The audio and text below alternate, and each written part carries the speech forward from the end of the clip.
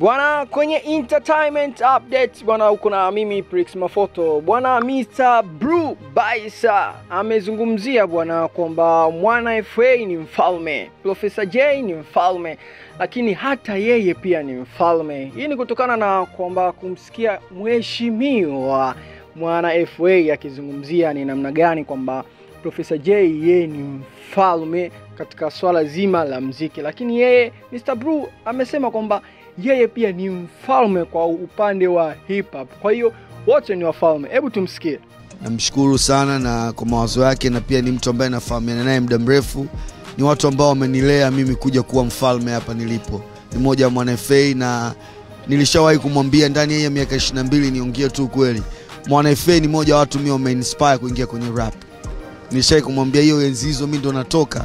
Mwana FA, unajua Mwana FA mheshimiwa ambaye maki kuna watu wawili hapo. Kuna mheshimiwa afu kuna mwana falsafa.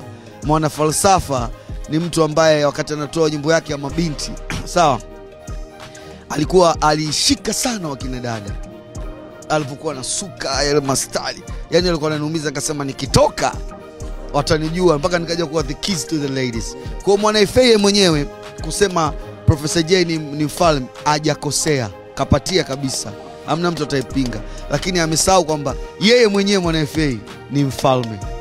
Ukitoa mfalme ambaye aliimba yeye nyimbo yake kumwimbia Mungu, yeye Mwana FA mfalme, Mungu ni mfalme, Professor J mfalme, hii inamaanisha wafalme wako wengi. Kwa hiyo hata Busy Babylon Nyanize ni mfalme kimtaani kwangu, Chaga OG mfalme, sisi wote tumeumbwa kuwa wafalme.